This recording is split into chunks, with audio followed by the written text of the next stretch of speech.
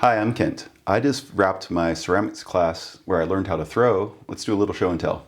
These are the pots I made. This is basically over 10 weeks or so, meeting twice a week. The class consisted of 4 projects in 2 pairs. The first 2 projects were to do a cylinder and then a mug, and then the second pair of projects were bowls and lidded forms. And here are all of the pieces I made working towards that. The prereq for this class was a hand building class, and I have a video showing the pots I made in that class. As a result, everyone coming into this class basically knew how clay worked, and they knew how to glaze pots, and we basically jumped right into throwing. The first projects were to do cylinders. Here are a few that I made in doing that. And in making the cylinders, the instructions were to make one that was loose and one that was tight. So the tight ones are basically as symmetrical as you can get, and when you're just learning to throw, that's definitely a trick. This one I wound up carving and then glazing. Here's another one. This one has a Temmaku glaze on the bottom and white on the top, and this one basically did an oil spot effect, which is really cool. I bellied it out in the middle. And then for my loose form, which happens pretty naturally for beginners, this one I pinched and altered a little bit. Once we had cylinders kind of sorted out, we moved on to mugs. The goal was to make 2 different style handles. One was a pulled handle and the other one was a sculptural handle. So this one here is my pulled handle. Again, I threw the pot. This one I went ahead and squeezed in the middle. And I wanted the negative space to be the handle. So this one I pulled and then attached to the top and the bottom and went ahead and glazed it. I think it works pretty well. And then for the sculptural handle, I made these. These are pretty much non-functional, but I tried 2 different ones. This one I don't really like how the glaze turned out. This one here, I pulled a handle here and had it swoop down, and I have these 2 little connecting bits, and basically just kind of sculpt that together, and then I added the spot for the eyes, the spot for the little arms or wings, and then once it got leather hard, I went ahead and carved it some, and at the bisque stage, I went ahead and applied some stains to distress it, and then glazed it in clear. This one here is actually on the reclaimed clay, as is this one. The others are on B-Mix. That's the bag we started with. So this one here, kind of similar idea, only for this one I rolled out a couple of slabs, cut them, scored them, and joined them into more of a T shape, and attached to the back, and then I kind of carried that over into some feet. It's kind of fun to kind of push yourself and do something different. These are not things I would normally do, but I think they're fun, at least for prototypes. There might be something here to iterate on. After those 2 projects, we switched over to the last 2 projects, and that was to throw bowls and then to do a lidded form. The bowls are a little deceptive. In some ways, they're easier than throwing the cylinders because of the force on the wheel. The clay kind of wants to naturally spread out. And I forget in which order I made these. I know this is one of the earlier ones. And overall, they turned out pretty well. This one I went ahead and kind of put a glaze effect on the surface. And this is with a speckled clay, so it has grog in it, and it winds up with these kind of iron speckles in it. And so getting the overall form is relatively straightforward. However, in kind of feeling the wall thickness, I can feel it undulate. I suspect only a potter would really understand that. If I gave this to a regular person, they would probably not notice at all, but I can actually tell, especially compared to my slip cast pots. So this one I went ahead and put a little bit of a lifted foot on. And the goal for the bowls was actually to do 3 different feet. So this one here I have the lifted foot. This one here is just more on a pedestal. I didn't get quite enough glaze on the bottom. Just a very simple bowl. This one I revisited kind of the swoop effect, but I put a stain on instead of a glaze, and so it kind of stayed a little bit better. And this one I have like a double ring for the foot. This one is a very simple bowl, and I wanted the curve basically to continue on, so the foot itself is actually very flat compared to the others, which is always tricky because you want the pot to sit level, and so you don't want a lot of surface area there. So it's slightly concave. And this one here is the largest bowl that I made in the set, and it's deceptively chunky. The walls get kind of thick at the bottom. It's because I wanted this very fat foot. Again, this was on the B-Mix. I glazed the inside. This one I got really close to carving through. There's a small little defect with the crack, but I think the glaze sealed it. So this one's cool. And to round it off, I made this one here. So I wanted to try and replicate this glaze effect, and it kind of sort of worked, but not really.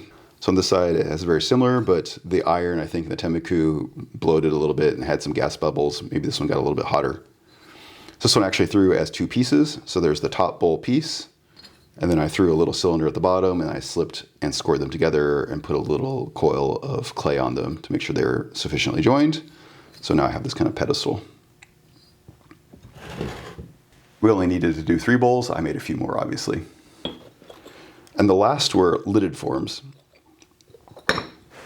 So these here, the lids come off.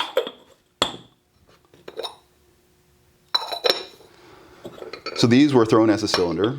So basically you throw the cylinder, bring it up, and you want it to be relatively tall, because what happens is you wind up collaring in the top of the cylinder so it actually pinches closed. And they're thrown like this. So you take a little wooden tool that has a recess that pushes the clay in. So you have this little step here, and you don't want to carve the clay out, you want to push it in. And then once it has dried, you then take a needle tool and score it and cut off the lid. You then trim the lid to fit the body. So you trim the gallery here, and I also trimmed the inside of the pot. And the goal was to go ahead and have them so they rotate smoothly, and this one does. It's got a little bit of more play than I would like, but it worked. This one's similar, it's very short, and it fits together, but this one actually doesn't rotate all the way around. This one I left unglazed. This clay body is really nice. The speckles really come through. And I just glazed the inside, versus this one I did the whole thing. So, a lot of people found these challenging. I thought it was relatively straightforward. I guess I made a lot of pots, so I had a lot of practice in this class. I did lose one of these when I was trying it, and of course I had a few that I lost on the wheel along the way for all of these. And this one has this very cool kind of brown spot. It was either next to the elements or next to another glaze that kind of off-gassed and kind of colored it. And it's actually fortuitous, since this one doesn't actually fit all the way around. I have a nice registration mark. So those were the projects, and of course then I had some bonus time, so I made a few other things, and I challenged myself to go big. So there's all these pots here. I threw all these in class, but I brought them home when they were bone dry. I finished them off here at home. These are all in the reclaimed clay, so this is basically in the studio where everyone's done with their clay. They throw it in a big bucket, slake it down, and run it through a pug mill. You can use as much clay as you want for that. And that's why I decided to go ahead and try and go big. Most of these I went ahead and made into planters, so I cut a hole in the bottom.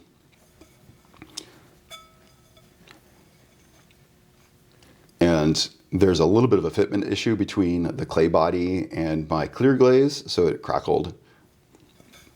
In general, I think that's fine. One of these is a bowl that I wanted to use. I might try and reglaze that so I don't have the crackle effect. First one, planter, worked out well. This one here, this one's actually feeling pretty good. Different foot on it. The walls here, I'm much more consistent. This one is deceptively chunky. I've got a lot of weight here in the bottom, so I think it'll be a fun planter. This one I had some leftover glaze, so I was just playing around. And it's my only one where I had a crack on the bottom. This one I carved just too thin. I was trimming it, and it's really, really thin in the bottom. But as a planter, no problem. I threw this one here as a mixing bowl. So this is the one I think I want to reglaze. It's probably fine to be food safe as is, but I want to see if I can get that out. Here the wall thickness is a little bit uneven. I had a problem with the rim here. It got deformed along the way, but I think for going big, it worked out okay. And I threw this one here as a taller one. I was thinking about maybe making a vase. Maybe it's a little bit short for a vase, but it's sealed on the inside. And overall, I'm happy with that. So that was a class. I went ahead and finished some 20 odd pots. So I think that was very productive. And now I can't say I've never been on a wheel before. It is fun. I can really see how people kind of get into it and the flow and pulling the pots. And it definitely is also like riding a bike. There's this manual skill that you have to learn, and the only real way to do it is practice and practice. And that's part of the reason I made so many pots. I just knew by doing a bunch, I would get better and better. With my schedule, I won't be able to take another class for a while, so that's all of this. I might try and find some time to get on the wheel just so I don't forget how to do it. I definitely prefer slip casting overall, but this is also fun. One of the things I realized in doing this is that it's really easy to explore a bunch of different forms very quickly.